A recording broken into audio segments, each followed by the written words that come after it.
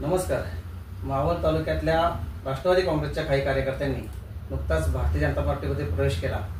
तर काही कार्यकर्ते हे प्रवेशापासून अजून लांब थांबलेले आहेत. याबद्दल आपण महाराष्ट्र राज्याचे किसान मोर्चाचे अध्यक्ष गणेश तात्या भेगडे यांच्याशी काही औपचारिक गप्पा मारत आहोत. तात्या, मावळ तालुक्याला, संपूर्ण मावळ तालुक्याला एक उत्सुकता आहे की बापूसाहेब भेगडे यांचा प्रवेश भारतीय जनता पार्टीमध्ये होणार होता.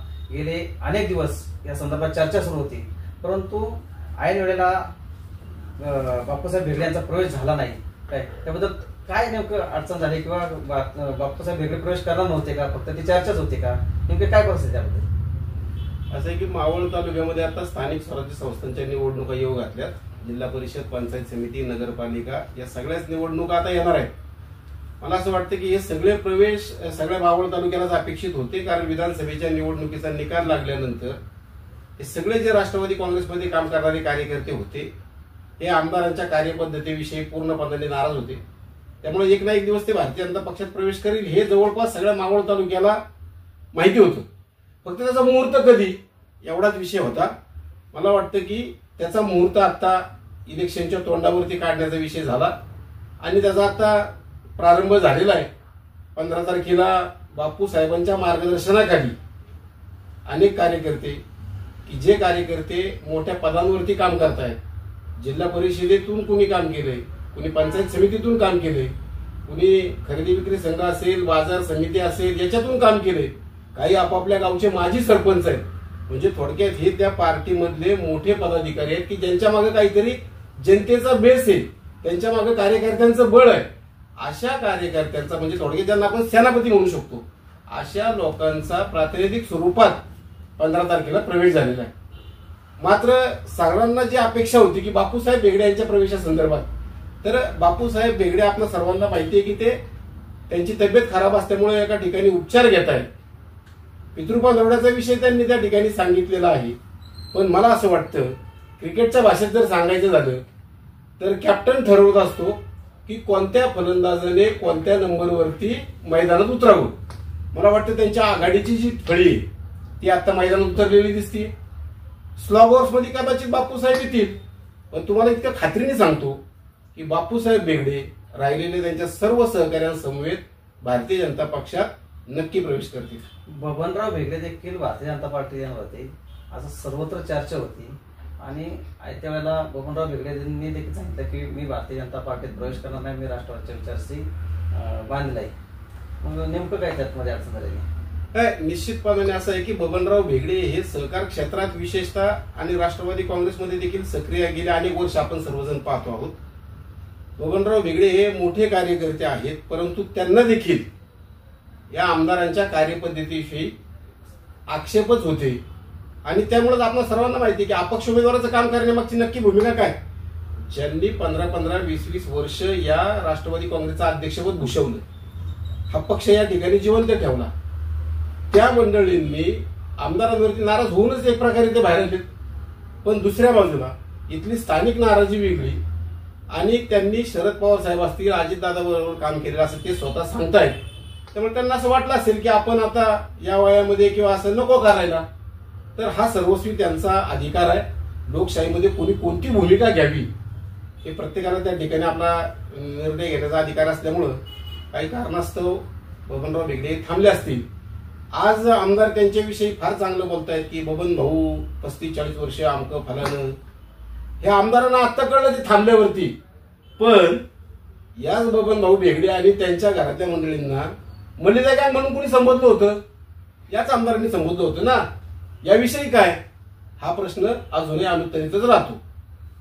नाही, त्याचा दुसरा प्रश्न असा की माजी मंत्री संजय उर्फ बाळा भेगडे आणि तुम्ही दोघं जणच सगळा भारतीय जनता पक्ष ताब्यात घेताय आणि भेगड्यांची जनता पार्टी म्हणून सध्या आमदार म्हणतायत की यांनी करून दाखवलं, संजय भेगडेंनी आणि तुम्ही, की भारतीय जनता पार्टीचं तुम्ही भेगडे जनता पार्टी केली. आणि दुसरी असाही आरोप होतो की भेगड्यांची मंडळी नेहमी राजकारणात सगळ्या ठिकाणावरून दहशत करण्याचा प्रयत्न करतात. तर यावर तुम्ही काय सांगा? शेवटी यांनी ज्या वेळेला भाजपने उमेदवारी नाकारली म्हणून राष्ट्रवादीत प्रवेश केला, तर प्रवेश द्यायला तर नको नव्हते. भारतीय जनता पक्षातून ते तिकडे गेल्यानंतर बबनराव भेगडे राष्ट्रवादी काँग्रेसचे तालुकाध्यक्ष बापूसाहेब बेगडे नेते, त्या दोघांच्या मध्ये बसून हे सांगतायत की ती वेगळी जनता पार्टी. अरे आजूबाजूला 2 वेगळे त्याचं तरी वाण ठेव. त्याच्यानंतर आता तुम्ही सांगताय बापूसाहेब बेगडे गेल्यानंतर तुमची प्रतिक्रिया वेगळी, पण बबनराव बेगडे त्या ठिकाणी राहिल्यानंतर त्यांच्या समोर ते तुझ्या बरोबर आले आणि त्यांना सांगताय की बेगडे जनता पार्टी. अहो बेगडे बेगडे बेगडे किती करणार? बेगडे परिवाराचं काहीतरी तर या ठिकाणी अस्तित्व असल्याशिवाय तुम्हाला 4 वेळा उल्लेख करावा लागत नाही. अहो नुकत्याच झालेल्या विधानसभेच्या निवडणुकीमध्ये एक कोणीतरी बेगडे आमचा त्यांच्याबरोबर होता, त्याला व्यासपीठावरती दाखवावा लागला की माझ्याबरोबर पण एक बेगडे. म्हणजे याचा अर्थ असा आहे की तुम्हाला वेगळ्याशिवाय जमत नाही, म्हणजे तुझं माझं जमेन आणि तुझ्या वाचून करमे ना, अशी परिस्थिती आमदार साहेब तुमची झालेली आहे. जरा आत्मचिंतन करा आणि मग वाक्य बोला, अशी तुम्हाला विनंती. असं आहे की मावळ तालुका आणि बेगडे परिवार हा वेगळा करता येणार नाही.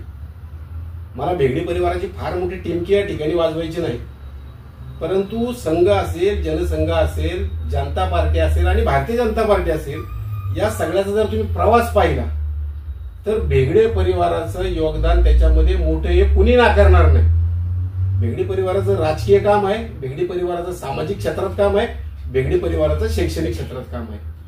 आणि म्हणून मला असं वाटतं की या बेगडे परिवार बेगडे जनता पार्टी असं जे आमच्या अवहेलना केली जाते सध्या, त्याविषयी मला असं सांगावं लागेल की नथुभाऊ बेगडे पाटील इथून आपण सुरुवात जर केली आणि विधानसभेला जर आपण 1957 साली दुसरी विधानसभा या महाराष्ट्र राज्यात झाली, त्यावेळेला हा मावळ आणि मुळशी असा मतदारसंघ होता. या मावळ मुळशी मतदारसंघामध्ये नथुभाऊ बेगडे पाटलांची जनसंघाची उमेदवारी जाहीर झाली. ती जाहीर झाल्यानंतर भाऊ आणि त्यांच्या सगळ्या कार्यकर्त्यांनी, त्यावेळेला आता सारखे फ्लेक्स बॅनरबाजी नव्हती, त्यावेळेला भिंतींवरती चुना लावायचा आणि त्याच्यावरती काऊनी किंवा गिळून अक्षर गिरवायची, अशा प्रकारे प्रचाराची पद्धत होती. त्यामुळे भाऊंची देखील त्यावेळेला असे बोर्ड, असे भिंती या रंगलेल्या होत्या, असं ही सगळी जुनी मंडळी सांगतात. कारण त्यावेळेला तुमचा आमचा जन्मच नव्हता. अशा वेळेला त्या उमेदवारीचा प्रचार चालू झाला भाऊंच्या, आणि नंतर काँग्रेसची जी उमेदवारी शारदाबाई चितळे त्या ठिकाणी जाहीर झाली. पार्टीच्या शीर्ष नेतृत्वाला असं वाटलं की आपल्याला भाऊंची उमेदवारी बदलावी लागेल आणि म्हणून त्या ठिकाणी निर्णय झाला. भाऊंना बोलावण्यात आलं, भाऊंना सांगण्यात आलं की भाऊ तुमची उमेदवारी आता आपल्याला थांबवावी लागते, आपल्याला रामभाऊ म्हाळगी हे जे जनसंघाचे नेते आहेत त्यांना या ठिकाणी लढवायचं आहे. असा विषय झाल्यानंतर मला सांगा, आज जर असं झालं असतं, एखाद्याची उमेदवारी जाहीर झालेली आहे, त्याची सगळीकडे बॅनरबाजी झालेली आहे आणि त्याला सांगितलं तुझी उमेदवारी कट, त्यांनी काय केलं असतं? पण भाऊ हे अतिशय प्रामाणिक, संघ जनसंघाच्या तत्वाला विचारांना वाहून घेतलेली माणसं आहेत. त्यांच्याबरोबर मग जयवंतराव दाभाडे पाटील असतील, अनेक मंडळी ज्यांचा नामोल्लेख करता येईल. खरं तर अनेकांची नावं आहेत, काही नावं राहतील म्हणून मी घेत नाही सगळी, पण ही सगळी मंडळी यांनी तो पक्षाचा निर्णय शिरसावंत मानला आणि स्वतः नथुभाऊ बेगडे पाटील हे रामभाऊ म्हाळगी यांचे प्रचार प्रमुख झाले. फक्त प्रचार प्रमुख नाही तर मावळ आणि मुळशी त्यांनी पिंजून काढला एखाद्या उमेदवारासारखा, आणि रामभाऊ म्हाळगींना या मावळ मुळशीमध्ये पहिल्यांदा आमदार जनसंघाचा करण्यामध्ये नथुभाऊ बेगडे पाटलांचा या ठिकाणी सिंहाचा वाटा हे या ठिकाणी मी आवर्जून सांगतो. अहो या आता जे आमदार आहेत यांना भारतीय जनता पार्टीने सगळं काय दिलं, सगळं दिलं.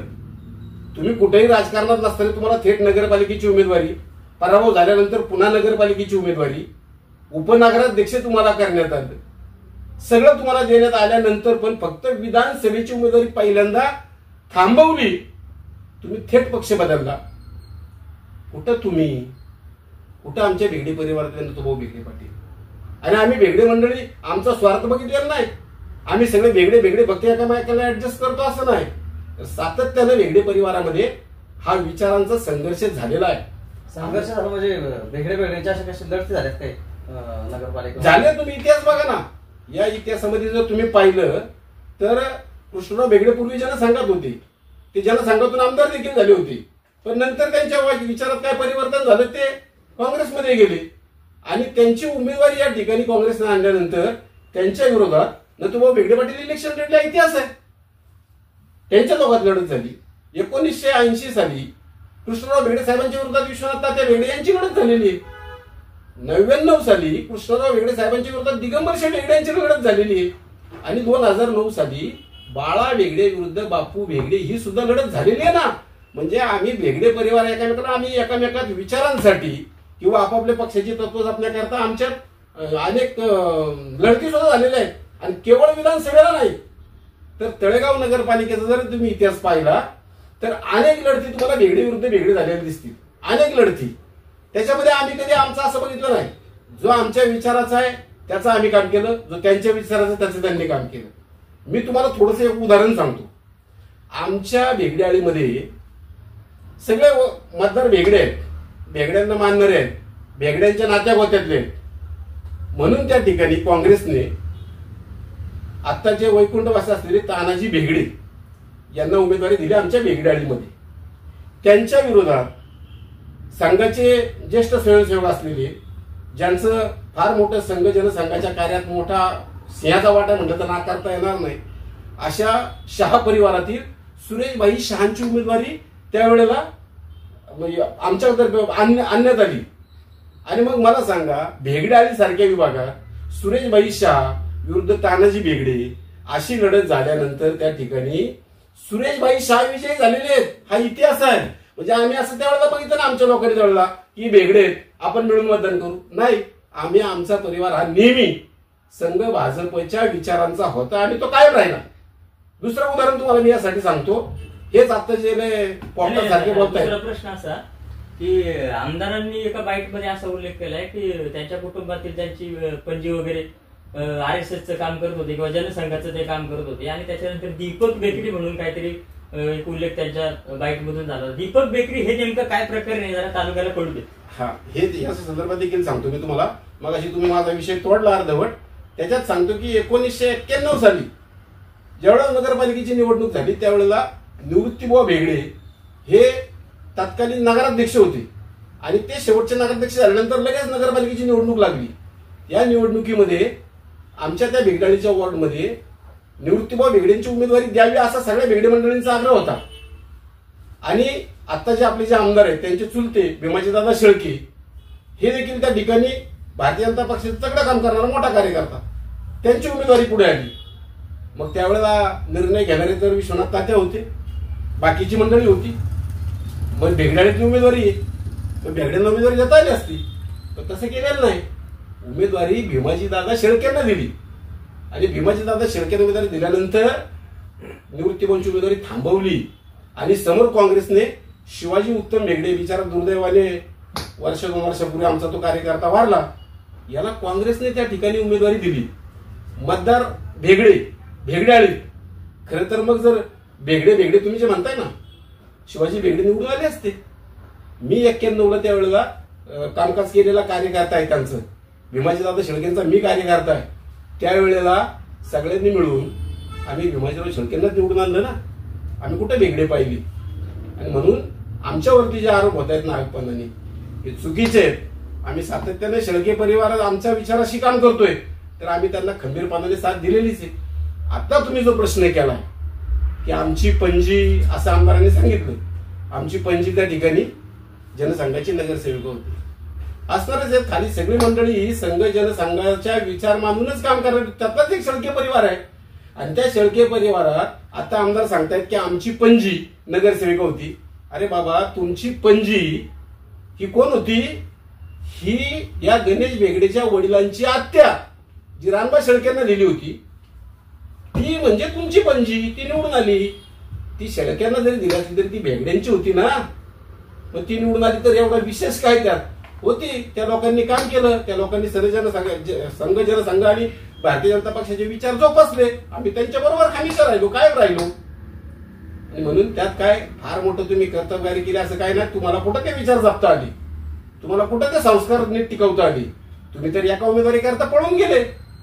त्यामुळे तुम्ही फार तत्वज्ञानाच्या गोष्टी आमदार साहेब आम्हाला सांगू नका, असं मला या ठिकाणी वाटतं. दुसरा विषय दीपक बेकरी झाला. दीपक बेकरी हे अनेकांना कळत नसेल नक्की काय ते.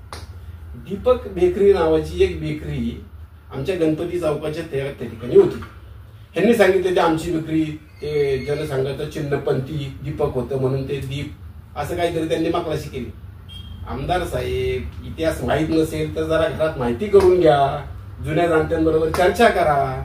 ही दीपक बेकरी कुणी टाकली होती?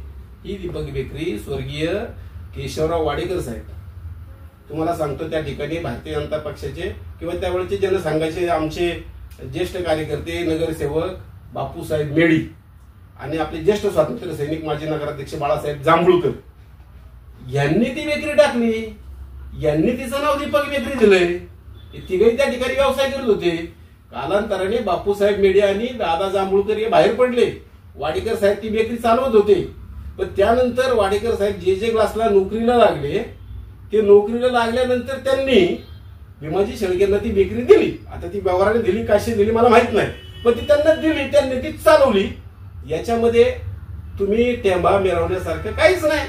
उगाच जनतेला काय माहिती असल्यासारखं काही बोलू नका. हा मुद्दाम खुलासा या ठिकाणी तुम्ही बरं झाला प्रश्न विचारला, त्यामुळे निदान करता तरी आला. त्या आमदार साहेब म्हटले की आता तुम्ही पक्ष प्रवेशाची सुरुवात केली, काय आपण खेळीमेळीच्या वातावरणात राहावं असं त्यांचं आव्हान होतं तुम्हाला. त्यांनी काहीतरी पत्र दिलं होतं ते म्हणतात काय. आणि आता भारतीय जनता पार्टीचे काही कार्यकर्ते राष्ट्रवादीत प्रवेश करणार असं त्यांचं संक्षिप्त बोलणं दिसतंय. असं काही तुमचे अनेक कार्यकर्ते राष्ट्रवादीच्या कार्यक्रमांना पण असतात आमदारांच्या, आणि त्यांच्याबरोबर अनेकांच्या बैठका सुद्धा होतात.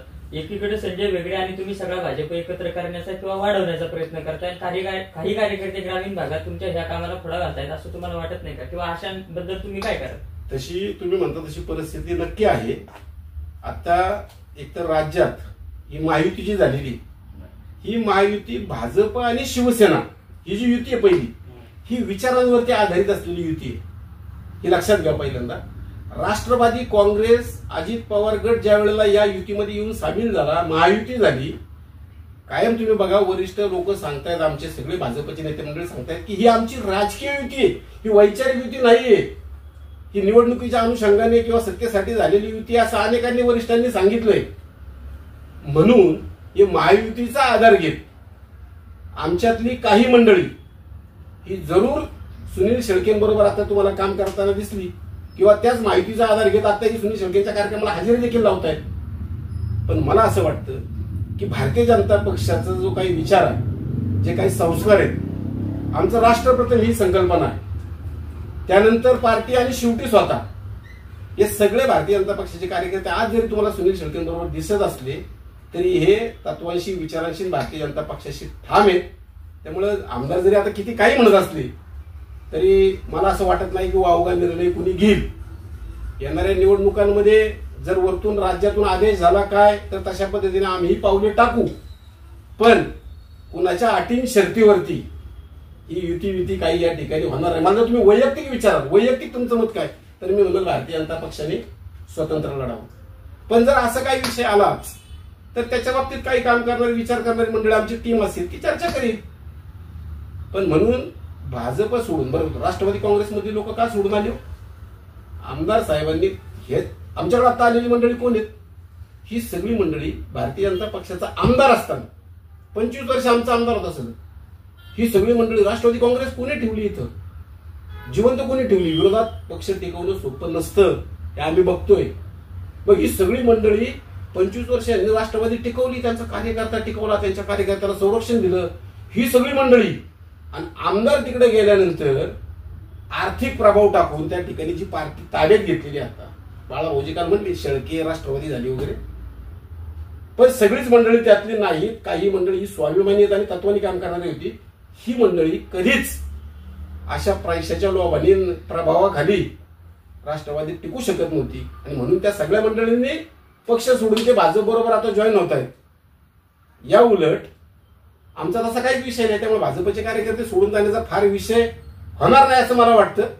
काही कार्यकर्ते असतील तर आम्ही नक्की त्यांच्याशी चर्चा करू आणि हा विषय हे वादळ पेल्यातलं ठरलं असं मला वाटतं. नक्कीच तात्या, आपण सांगितल्याप्रमाणे आता भारतीय जनता पक्षामध्ये राष्ट्रवादीचे कार्यकर्ते जवळपास 30 ते 35 कार्यकर्त्यांनी प्रवेश केलेला आहे, जाहीर प्रवेश केलेला आहे पदाधिकाऱ्यांनी.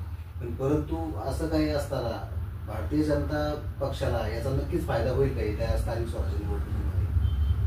प्रत्येक निवडणुकीची गणिते वेगळी आहेत.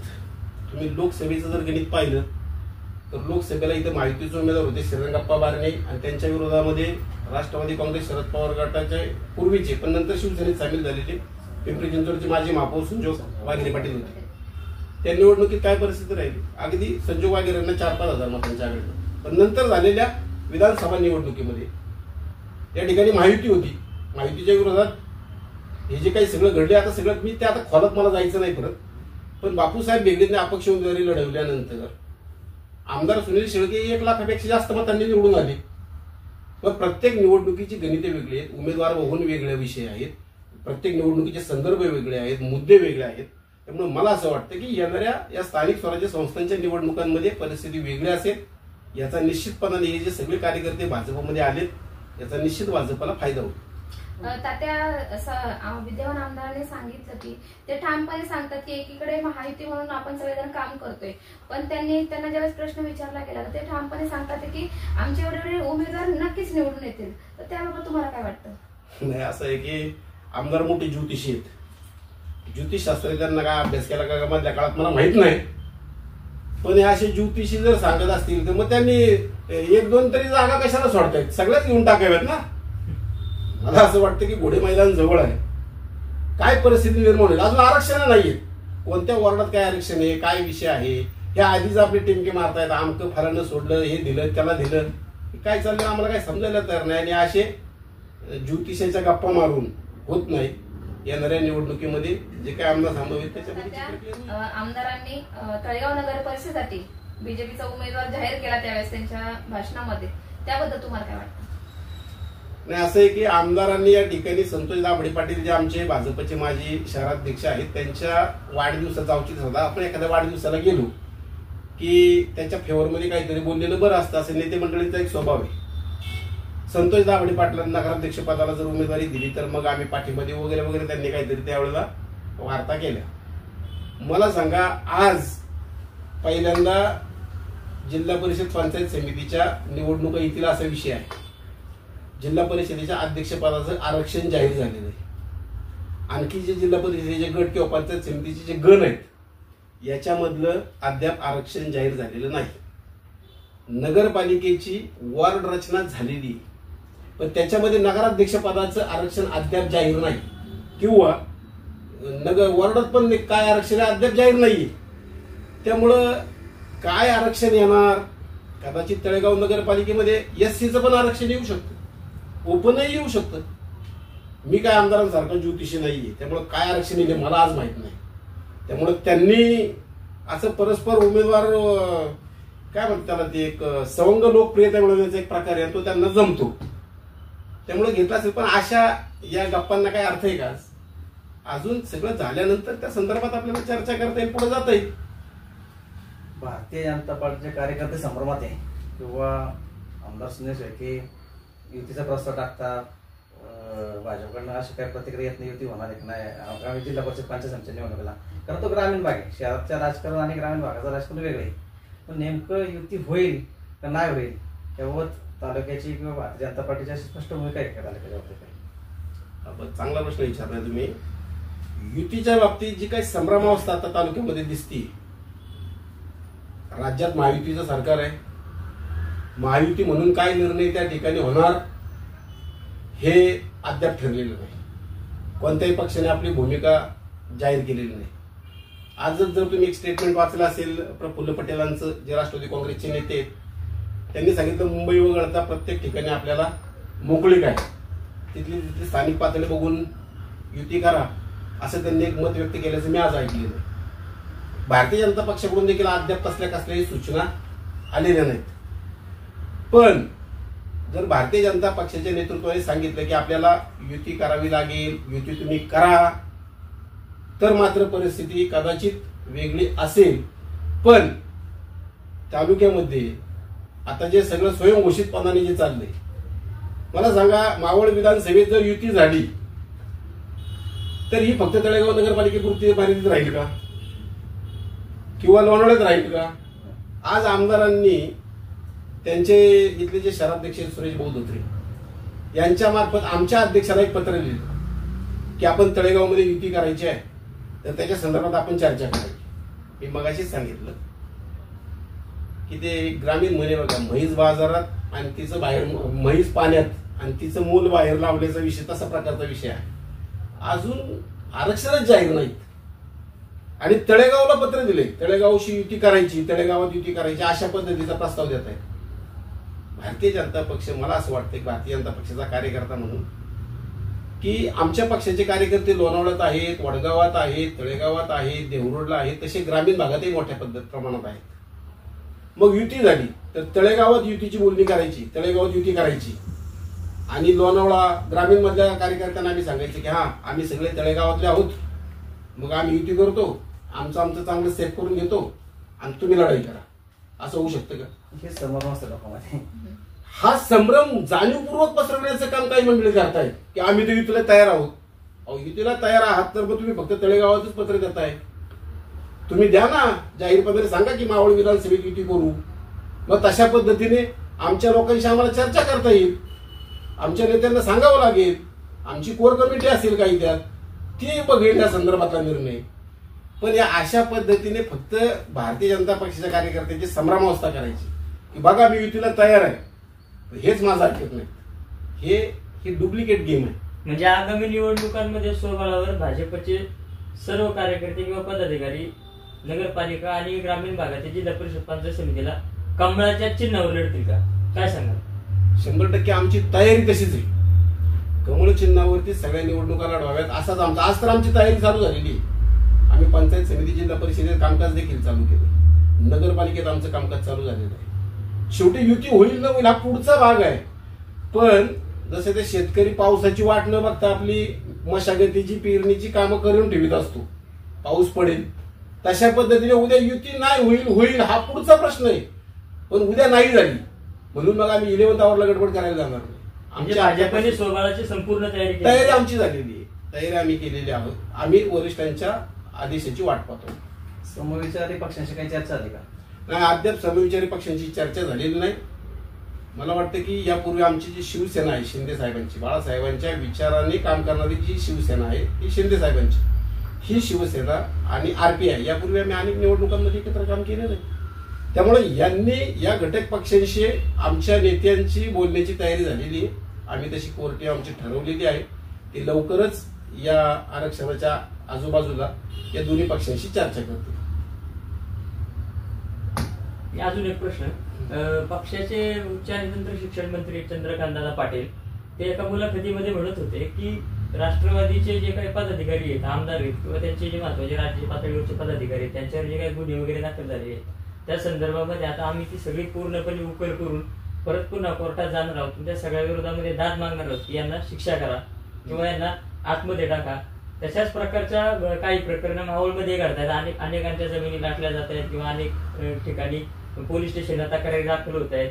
भाजपच्या कार्यकर्त्यांच्या बाबतीत अन्याय होतोय किंवा राष्ट्रवादीच्या बाबतीत खूप या गोष्टी घडत आहेत. तर मावळमध्ये तुमचं असं काय आहे का नियोजन की राज्य सरकारचा आधार घ्यायचा? तुम्ही सत्ताधारी पक्षातले आहात, त्या अनुषंगाने असं काय करणार आहात का मावळमध्ये? पण निश्चितपणे असं आहे की राष्ट्रवादी काँग्रेसमधले जे काही आता आम्ही वेगळी भूमिका घेण्याचा विषय काय, मागच्या 5-6 वर्षामध्ये आमदार तिकडे गेल्यानंतर ज्या सूडभावनेने काम करतायत, भाजप मी संपूर्ण टाकेन असं त्यांचं जे काही वक्तव्य होतं तशा पद्धतीने त्यांची वाटचाल चालू आहे. अहो मागच्या 5 वर्षामध्ये आमच्या भाजपच्या कार्यकर्त्यांना किती भोगावं लागलं तुम्ही बघितलंय. आमच्या कार्यकर्त्यांच्या जमिनींवरती आरक्षण टाकणे, आता मी त्याच्या नावात खोलात जात नाही, ते 4 वेळा मी माझं बोलून झालेलं आहे. आमच्या कार्यकर्त्यांनी जर कुठे व्यवसाय केला असेल आणि त्या ठिकाणी शासकीय जमिनीतून जाणारा रस्ता असेल तर तो उखडणे. त्याच्यानंतर आमच्या कार्यकर्त्याचे कुठे टपरे असतील, तो जर व्यवसाय करत असेल तर त्याच्या टपऱ्या उचलून नेणे. आमच्या कार्यकर्त्यांच्या महसुलामध्ये म्हणजे तहसीलदार असतील किंवा प्रांत असतील यांच्याकडे जर समजा काही केसेस चालू असतील तर जाणीवपूर्वक त्याच्यात दबाव टाकून आमच्या कार्यकर्त्यांच्या विरोधात निकाल द्यायला लावून. हा जो त्रास काही मागच्या 5-6 वर्षात झालेला आहे ना, त्याच्यामुळे निश्चितपणाने खतखत भारतीय जनता पक्षाच्या कार्यकर्त्याच्या मनात आहे. एखाद्याच्या विचारात बदल होऊ शकतो, तो पार्टी बदलू शकतो. यापूर्वी झालाय ना, आदरणीय कृष्णराव बेगडे साहेबांनी भारतीय जनता पक्ष जनसंघ सोडून, भारतीय जनता पक्ष नव्हता जनसंघ होता, जनसंघ सोडून ते काँग्रेसमध्ये गेली. ते काँग्रेसमधून आमदार झाले, पण म्हणून त्यांनी भारतीय जनता पक्षाचा कार्यकर्ता काटा काढलेला ऐकवत नाही. उलट बेगडे साहेबांनी अनेक भाजपच्या कार्यकर्त्यांना बरोबर घेऊन अनेक शैक्षणिक संस्था चालवल्या. त्याचं उदाहरण आहे नूतन महाराष्ट्र विद्याप्रसारक मंडळ आहे, इंद्रायणी विद्या मंदिर आहे. या संस्थांमध्ये भाजपच्या कार्यकर्त्यांना बरोबर घेऊन बेगडे साहेबांनी काम केलं. याला म्हणतात सर्वांना बरोबर घेऊन तालुक्याचा विकास करणं. आज काय परिस्थिती आहे तालुक्यामध्ये? आज फक्त याला टोकर त्याला टोकर, याला प्रॉब्लेम मध्ये आण.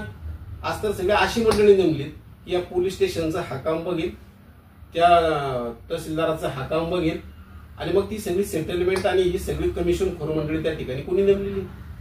मला आता लगेच या सगळ्या खोलात जायचं नाही, पण तुम्ही जो हा प्रश्न विचारलाय जर उद्या वेगळं लढण्याची वेळ आली तर निश्चितपणाने या सगळ्या गोष्टी आम्ही तुमच्या पुढे सविस्तरपणाने मांडतो. आता तुम्ही सांगताय एकीकडे महायुतीचा धर्म इथे या ठिकाणी पाळला जातोय. भारतीय जनता पक्षाचा आधार घेऊन आमदार सुनील शेळके महायुतीतून उमेदवारी घेतली होती त्यांनी आणि आमदारही झाले. परंतु आता असं चित्र दिसतंय की तालुक्याचं राजकारण जर म्हटलं तर शेळके विरुद्ध वेगळे असं काही दिसतंय. ते मानत असतील तर मला माहिती नाही. आमचा लढा हा तसा वैचारिक राष्ट्रवादी काँग्रेसशीच होता, पण राष्ट्रवादी काँग्रेस अजित पवार गटाने तर वरती जुळवून घेतले. पण आमदार शेळके यांची जी वागण्याची पद्धत आहे किंवा भाजपच्या कार्यकर्त्यांना ट्रीट करण्याची जी पद्धत आहे तिच्यावरती आमचा आक्षेप आहे आणि म्हणून त्यांची जे काम करण्याची पद्धत ती आम्हाला पटत नाही. त्याच्यामुळे आम्ही त्याच्यापासून लांब राहतोय.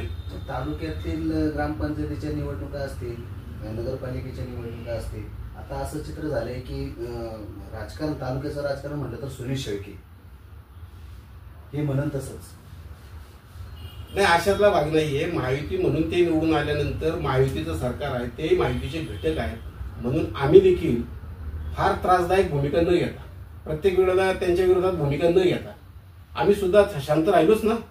आम्हाला देखील वरिष्ठांकडून काही सूचना झाल्या असतील, त्यामुळे आम्ही देखील त्यांना सहकार्य किंवा त्यांच्यावरती विरोधात न जाणे हीच भूमिका ठेवली. पण तुम्ही काय करताय, आज तुम्ही भारतीय जनता पक्षाच्या सरपंचांना दमदाटी करताय, तुम्ही भारतीय जनता पक्षाच्या कार्यकर्त्यांना त्या ठिकाणी दाबण्याचं काम करताय. आणि मग हे सगळं असं असेल आणि येणाऱ्या निवडणुका जर आम्हाला वेगळ्या लढायच्या असतील, असे संकेत जर असतील तर मग आम्हाला आमचं काम केलं पाहिजे. राष्ट्रवादीच्या काही कार्यकर्त्यांनी सुनील शेळके यांना पाठीशी घातले. आपण मला सांगितलं की सरपंचांना धमक्या दिल्या जातात, नेमकं काय प्रकरण आहे? नाही, आता असं आहे की त्या गौंजे ग्रामपंचायतीच्या उपसरपंच पदाची निवडणूक प्रलंबित आहे. आता त्याच्या संदर्भात काही कार्यकर्ते कलेक्टरकडे तक्रारी गेले, त्याच्यामुळे तिथल्या सरपंचाने ती काही लावलेली नाही निवडणूक. पण त्याला त्या सरपंचाला फोन करून धमकावलं, तुला लावायचं का नाही, तुला एवढा पाठीशी घातलाय, ही जी काही भाषा आहे ही आमदारांना शोभत नाही. आणि त्याच्यामुळं अशाच पद्धतीने तुम्हाला सांगतो, वेरगाव ग्रामपंचायत, वेरगावला एकविरा देवीचं मोठं ठाण आहे, सगळ्या महाराष्ट्रातून त्या ठिकाणी लोक भाविक येत आहेत. आज त्या ठिकाणच्या सरपंच पदाचा विषय तसा पेंडिंग आहे. 7 सदस्य एका बाजूला आहेत, 2 सदस्य दुसऱ्या बाजूला आहेत. काय निर्णय झाला, गुप्त मतदान पद्धतीने मतदान त्या ठिकाणी घेतलं, कशा पेट्या बाहेर गेल्या, त्या पुन्हा आतमध्ये आल्या, वेगळं चित्र तयार झालं. 7 जण म्हणतात आम्ही एका बाजूला आहोत, 2 जण एका बाजूला आहेत. याच्या संदर्भात कलेक्टरकडे तक्रार चालू आहे. आज 4 महिने त्या ठिकाणी पालकमंत्र्यांचं वजन वापरून ती तार खालांबवायच्या, मग तिथं कामकाज 5-6 महिने झाले. त्या वेरगावमध्ये भाविक येत आहेत, कचऱ्याचं ढीग लागलेत, तिथल्या ग्रामपंचायतीच्या कर्मचाऱ्यांना पगार नाहीत. हे आमदारांना दिसत नाही. वेरगाव ग्रामपंचायत तालुक्याच्या बाहेर हे असे जे काही जाणीवपूर्वक खेळ करण्याचा विषय चाललाय ना, त्याच्या मागचं मुख्य कारण मी नंतर तुम्हाला काहीतरी सांगेन. पण हे अशा पद्धतीचं कुटील राजकारण किंवा कुटील डाव जे चाललेत ना, हे आम्हाला आवडत नाही. आता कानेक ग्रामपंचायत हद्दीतलं जे उपजिल्हा रुग्णालय जे आहे हे ट्रामा केअर उपजिल्हा ओळखलं जातं हॉस्पिटल, परंतु त्या हॉस्पिटलमध्ये बऱ्याचशा सुविधा दिल्या जात नाही. नेमकं काय याच्यावरती काय म्हणणं? तुम्हाला माहिती, काने रुग्णालय हे पुरेसा स्टाफ उपजिल्हा रुग्णालय आहे. उपजिल्हा रुग्णालय त्या ठिकाणी मागच्या वेळेला त्याचं उद्घाटन निवडणुकीला फायदा व्हावा म्हणून घाई गडबडीत उरकून घेतलं. अजितदादांना आणलं, फित कापली. किती महिने गेले हो त्याच्यानंतर, किती महिने गेले. आज त्या रुग्णालयामध्ये तुम्ही जाऊन बघा, पूर्ण सुविधा तिथं आहेत का, पूर्ण स्टाफ तिथं आहे का. फक्त मी केलंय ती इमारत माझी सोय द्यायची आणि सुविधा नाही द्यायच्या, म्हणजे नळ द्यायचा जोडून, पण नळाला पाणी येणार नसेल तर त्याचा काय फायदा आहे. सोयी सुविधाचा काय विषय. मग तसंच रुग्णालयाचं आहे, इमारत छान छान, पण त्या इमारतीत जर तुम्हाला पेशंट्स हे सांगत सगळ्या तालुक्याला फ्री उपचार देऊ, आमकं करू, फलानं करू, आहे का तिथं डॉक्टर आहे का, नर्स आहे, हाऊसकीपिंगला टीम आहे, काही नाहीये. आता तिथं डायलिसिसची 2-3 युनिट कोणीतरी लावली आणि त्याच्यावरती डायलिसिसचं काम चालू अशी माझी माहिती. मला मी जर चुकत असलं तर दुरुस्त करा. काय केले त्याचं काय, म्हणजे तुम्ही काय फक्त विकासाचा बागुल उभा करता. जी विकास 2-5 लाखाचा कुठंतरी सिमेंट कॉन्क्रीटचा रोड तुम्ही करणार, त्याच्यावरती तुमच्या नावाचा मोठा कामापेक्षा मोठा बोर्ड लावणार आणि लोकांना दाखवणार की किती कार्यसम्राट आमदार पगारी ठेवलेत. ते सोशल मीडियावरती टाकणार, तुम्ही एक पोस्ट करू द्या, जनसंवाद केला, त्याच्या खाली फक्त कमेंट वाचा, 30 मंडळी दिसतील आणि प्रत्येक 3 कमेंट नंतर 4थी कमेंट तीच असते, कार्य सम्राट, दमदार, शानदार, सगळं ठरवून एक बागुलबा उभा करण्याचं काम विकासाचं चाललेलं आहे. आज तालुक्यातली काय परिस्थिती हो. खरं म्हणजे मला आज या विषयात तुम्ही आता अचानकपणे प्रश्न केलाय, पण आपला हा जो टोल नाका आहे, काय आहे टोल नाक्यावरती ट्रॅफिकचं काय परिस्थिती हो. तास-तासभर माणूस जाऊ शकत नाही. आज इतक्या अवघड परिस्थिती झाली. आज या तळेगाव चाकण रोडची काय परिस्थिती आहे. हेच आमदार बाळा भेगडे असताना तुम्ही यांच्या नावानेच खापर फोडली ना त्यावेळेला, की आमदार बाळा भेगडेंनी काम नाही केलं, त्याच्यावरती मते मिळवली. मग 6 वर्षात हा प्रश्न तुमच्याकडून का सुटला नाही, याचं उत्तर देणार आहे का नाही. उड्डाण पूल बाळा भेगडेंच्या नावाने कामशेत उड्डाण पुलावरून तिकडे ओरडताय तुम्ही, त्या उड्डाण पूल आमकं झाला फलट झाला, पण तो किमान आता तिकडे वापरात तरी आलाय. आज तालुक्यामध्ये सेंट्रल चौक देव रोड, सोमटण्या फाटाच्या त्या ठिकाणी उड्डाण पूल पाहिजे, लिंब फाट्यावरती पाहिजे, या ठिकाणी वडगाव फाट्यावरती पाहिजे, तो चौक मोठा झालाय, जांभूळ फाट्यावरती पाहिजे, त्या ठिकाणी आहे एक उड्डाण पुलाचा प्रस्ताव दिलाय की बाबा इथले ट्रॅफिक कमी करण्याकरता, इथली संख्या कमी अहो मृत पडतायत माणसं, ऍक्सिडेंट होत आहेत, कामाला जायला व्यवसायाला सगळ्या बाबतीत उशीर होतोय. काय केलं तुम्ही. टोल नाक्याच्या संदर्भात प्रश्न आहे, लोक ओरडतायत, स्थानिकांकडून टोल घेतला जातोय. किशोर भाऊ आवार यांनी ज्या वेळेला आंदोलन केलं त्यावेळेला सर्वपक्षीय कार्यकर्ते सामील झाले. फक्त इगो आमदार सुनील शेळके त्या उपोषणाच्या विषयात किंवा त्या आंदोलनात आले नाही का. तुमच्या तालुक्याचा प्रश्न आहे, तुम्ही त्या ठिकाणी लोकप्रतिनिधी आहे. मग नंतर किशोर भाऊंची दुर्दैवाने त्यांचं निधन झालं. मग त्याच्यानंतर तुम्ही आता झालेल्या हिवाळी अधिवेशनामध्ये तुम्ही एक प्रश्न उपस्थित केला. असे प्रश्न उपस्थित करणारे काही चमको आमदार असतात, त्यापैकी एक ह्यांनी प्रश्न उपस्थित केला की आमच्या सोमटण्या फाटीचा त्या एवढा अंतर बसत नाही, तो टोल नाका बेकायदेशीर आहे. यांनी प्रश्न विचारला. हा प्रश्न MSRDCला विचारला. MSRDCचे मिनिस्टर होते एकनाथजी शिंदे, उपमुख्यमंत्री. उत्तर दिले दादा भुसे. त्यांनी सांगितलं की नाही तर टोल नाका तर पूर्वीचाच असल्यामुळं. अरे पण तुमचं ज्या वेळेला त्याचं आता अमेंडमेंट झाली त्या कायद्याची किंवा त्या कराराची, त्यावेळेला हे 60 किलोमीटरचं अंतर नव्हतं. तुम्ही तो उपप्रश्न विचारला नाही विचारला. तुम्ही फक्त प्रश्न विचारल्याचं तालुक्यात व्हायरल करून टाकलं सगळीकडे. सुनील शेळकेंनी बघा कसा प्रश्न हाताळला, उचलला. प्रश्न उचलणं आणि प्रश्नाची सोडवणूक करणं याच्यात फरक आहे. प्रश्न जर उचलला तर त्याचं उत्तर आलं पाहिजे, प्रश्न उचलला तर त्याचं सोल्युशन निघालं पाहिजे. पण केवळ प्रश्न उपस्थित करणे म्हणजे जर विकास कोणी समजत असेल तर त्यांचे त्यांना लागला.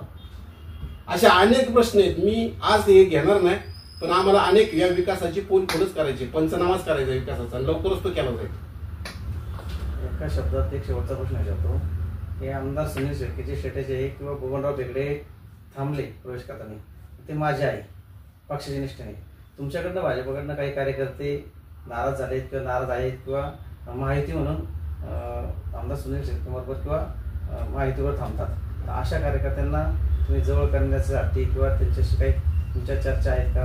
आगामी जिल्हा परिषद पंचायत समिती किंवा महानगरपालिकेमध्ये याचा तुम्हाला काही वेगळं तुम्ही फंडा राबवत आहे. असं आहे की आत्ताचे जे कार्यकर्ते आहेत भाजपचे आमदारांबरोबर काही काम करणारे आहेत, नाही म्हणत नाही मी, पण हे महायुती म्हणून आहेत. महायुतीमध्ये भारतीय जनता पक्षाच्या नेतृत्वाखाली हे बाकीचे घटक पक्ष आहेत आणि म्हणून ती मंडळी त्या ठिकाणी आहे. मला असं वाटतं की ही मंडळी तत्वांनी बांधलेली आहे. ज्या वेळेला कमळ चिन्ह आमचा पक्ष वेगळा असेल त्यावेळेला निश्चितपणे ही सगळी मंडळी आमच्या बरोबर असतील. दरम्यानच्या काळात काहींना गैरसमज असतील, काहींचा आमच्याविषयी दुमत असेल, असं मी म्हणत नाही की आम्ही फार सगळे सेफ आहोत, आम्ही करतो ते सगळं. आमच्यावर काही नाराज असतील ना, आम्ही त्यांच्याशी चर्चा करू, त्यांच्याबरोबर बोलू. आणि आम्हाला खात्री आहे आमचा जो कार्यकर्ता हा विचारांशी बांधलेला असलेला कार्यकर्ता आहे. आमदारांसारखे आर्थिक पद्धतीने आम्ही लाचारी काम केलेले कार्यकर्ते आमच्याकडे नाहीत. त्यामुळं आम्ही चर्चा केल्यानंतर निश्चितपणे सगळे भाजपचे कार्यकर्ते तुम्हाला कमळ चिन्हाबरोबर आलेले. हे होते भाजपा किसान मोर्चाचे महाराष्ट्र प्रदेश अध्यक्ष गणेश तात्या भेगडे. त्यांनी पत्रकारांशी मनमोकळेपणाने संवाद साधला आणि पत्रकारांच्या विविध प्रश्नांना उत्तरं दिली.